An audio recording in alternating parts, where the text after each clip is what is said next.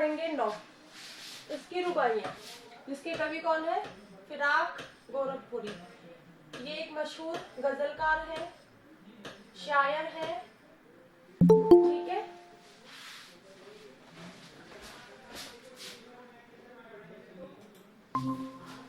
देखो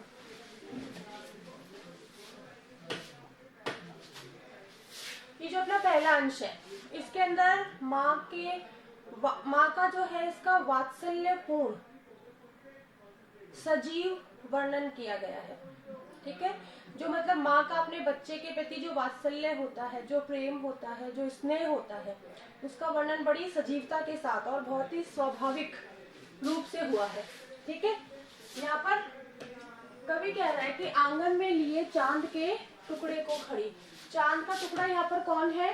सुंदर शिशु, माँ का बहुत सुंदर बच्चा, ठीक है। माँ जो है अपने सुंदर शिशु को अपनी गोद में लिए हुई आंगन में खड़ी है, ठीक है। हाथों पे झुलाती है उसे गोद भरी। गोद भरी मतलब पहले वो उसको गोद में लेती है और फिर अपने हाथों से उसको झुला रही है। रह रह के हवा में जो लौका देती है और वो बार बार अपने बच्चे को हवा में उछाल देती है। गूंज उठती है खिलखिलाते बच्चे की हंसी, और जब उसकी माँ उस बच्चे को हवा में उछालती है तो बच्चा बहुत ही खिलखिलाकर हंसता है और उसकी जो हंसी है वो चारों तरफ पूरे घर में गूंज उठती है, ठीक है। तो हम यहाँ पर विशेष में हम लिख सकते हैं कि माँ और बेटे के, ठीक है, माँ और बेटे का जो स्नेह है इस अंश में दिखाया गया है वो बहुत ही सजीव और बहुत ही स्वाभाविक बन पड़ा है, ठीक है। और भाषा कैसी है? चित्रात्मक है।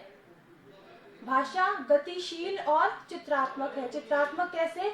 ये अंश में हम जो पढ़ रहे हैं कि माँ अपने सुंदर से शिशु को लिए आंगन में खड़ी, तो हमारे सामने एक चित्र साकार होता है, ठीक है। वो इमेजिन होने लगता है कि माँ कैसे अपने बच्चे को हवा में उछालती है, कैसे उसको हाथों से झूलाती है, ठीक है ना।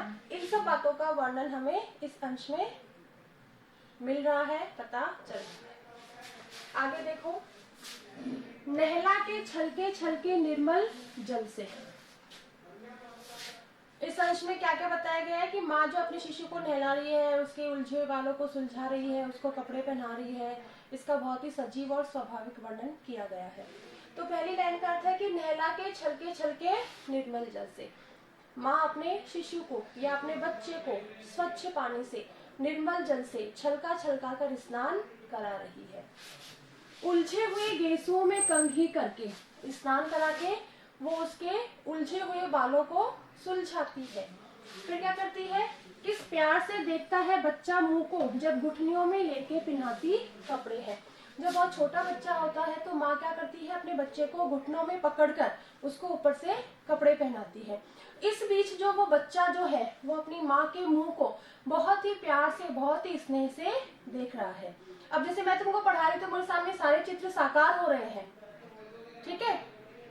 तो यहाँ पर क्या है इस अंश में? मतलब बच्चे का इस विशेष में लिखेंगे, जैसे बच्चा है ना, मतलब माँ जो है बच्चे को स्वच्छ जल में छलका के स्नान करा रही है, जिससे जो बच्चा जो है बहुत ही उत्साहित, बहुत ही उमंग से भरपूर और बहुत ही तरंगित हो रहा है, मतलब बहुत खुश हो रहा है वो, ठीक है। और माँ का और बच्चे का जो स्नेह है बहुत ही स्वाभाविक और बहुत ही सहज है। अगला है अपना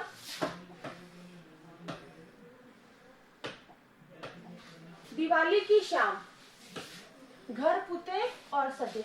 इस अंश में क्या है? दिवाली के त्योहार का वर्णन किया गया है। तो दिवाली का त्योहार है, शाम का समय है और घरों को नए रंग रोगन से सजाया गया है। चीनी के खिलौने लाए जा रहे हैं और जगमगाते लावे, धान की खीलें लाई जा रही है। जिसे अपन भेलपुरी बनाते हैं ना, वो चावल वाला जो खील होती है जिसको अपन खील कहते हैं। तो लावे मतलब क्या है? खील, ठीक है। धान मतलब चावल। तो क्या हो रहा है? दिवाली के दिन क्या होता है? हम सबके घरों में चीनी के खिलौने आते हैं और धान की खीलें लाई जाती है। वो रूपवती मुखड़े पे एक नर्म दमक, ठीक है। घर की जो मालकिन है बहुत ही रूपवती है, बहुत ही सुंदर है और उसके चेहरे पर खुशी के कोमल प्रकाश की चमक झलक रही है। कौन सा प्रकाश है? खुशी का। और प्रकाश कैसा है? बिल्कुल कोमल। उसकी जो चमक है वो उसके मुंह पे दिखाई दे रही है। बच्चे के घरौंदे में जलाती है दिए। वो अपने घर में और बच्चे का जो खिलौना टाइप छोटा सा घर है, उन दोनों में दिए जला रही है। विशेष में क्या लिखेंगे? दिवाली की साज सज्जा, घर में नया रंग करवाना, दीपक जलाना, धान और खीले आना, ये सब, इन सब का वर्णन पढ़कर पाठक को दिवाली के त्योहार का स्मरण हो आता है। ठीक है, आगे कह रहा है, आंगन में ठुनक रहा है जिद आया है, बालक तो हई चांद पे ललचाया है। अब बालक क्या है? चंद्रमा को लेने की जिद कर रहा है। ठीक है, मतलब चंद्रमा को लेना चाहता है, उसके लिए वो जिद कर रहा है। और वो आंगन में खड़ा खड़ा मचल रहा है, धीरे धीरे रो रहा है। ठुनक रहा मतलब धीरे धीरे रोना और मचलना कि मुझे चांद चाहिए चाहिए। फिर माँ क्या कर रही है? दर्पण उसे देके कह रही है, माँ देख आईने में चांद उतर आया है। माँ क्या कह रही है? माँ उसके हाथ में दर्पण पकड़ा के, शीशा पकड़ाकर उसमें चांद का प्रतिबिंब उसको दिखा रही है और कह रही है कि देख, चांद को तुझे मैंने हाथ में पकड़ा दिया। और बच्चे क्या होते हैं? स्वभाव से भोले और बिल्कुल सीधे सरल होते हैं। उसने क्या किया? हाथ में पकड़े हुए जो दर्पण है, शीशा है, उसमें चांद को देख लिया और बच्चा क्या सोच रहा है कि हाँ, मैंने चांद को हाथ में पकड़ लिया। ठीक है, तो हम क्या कहेंगे इसको? दर्पण उसे देके कह रही है, माँ देख आईने में चांद उतर आया है। जब बच्चा चांद को लेने की जिद करने लगा तो माँ ने उसको हाथ में दर्पण पकड़ाया, उसमें चांद का प्रतिबिंब दिखाया और कहा कि देख, चांद तेरे पास है। अगला है अपना, हाँ, इसके ऊपर वाले के विशेष में हम लिख सकते हैं कि बच्चे क्या होते हैं? स्वभाव से मचलने वाले और जिद्दी होते हैं। और जो माँ है वो भी उनकी जिद को पूरी करना बहुत अच्छे तरीके से जानती है। इस बात का बहुत ही सहज और स्वाभाविकता के साथ वर्णन हुआ है। और जिद आया है, ललचाया है, इन शब्दों के प्रयोग से भाषा के सौंदर्य में वृद्धि हुई है। ठीक है, अगला है रक्षाबंधन की सुबह, रस की पुतली। रक्षाबंधन का त्योहार है। छाई है घटा गगन की हल्की हल्की और आकाश में काले काले हल्के हल्के बादल छा रहे हैं। रस की पुतली, रस से भरी, सुंदर और मधुर बातें करने वाली छोटी बहन अत्यंत आकर्षक जान पड़ रही है। रस की पुतली का मतलब क्या है? रस से भरी, सुंदर और मधुर बातें करने वाली छोटी बहन अत्यंत आकर्षक जान पड़ रही है। बिजली की तरह चमक रहे हैं लच्छे। उसके हाथों में जो राखी के लच्छे हैं, जो राखियां हैं, राखी के जो धागे हैं, वो बिजली की तरह चमक रहे हैं।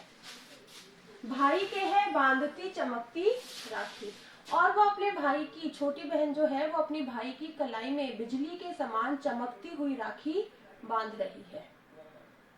आई बात समझ में? अब यहाँ पर हम विशेष में लिखेंगे कि जो रक्षाबंधन है वो वर्षा ऋतु में मनाई जाती है। उस समय आकाश में बादल छाए रहते हैं। तो कवि ने पृष्ठभूमि में वर्षा को दिखाकर, ठीक है, रक्षाबंधन के त्योहार में सजीवता उत्पन्न की है। आई बात समझ में? ये हम विशेष में लिखेंगे। क्या लिखेंगे?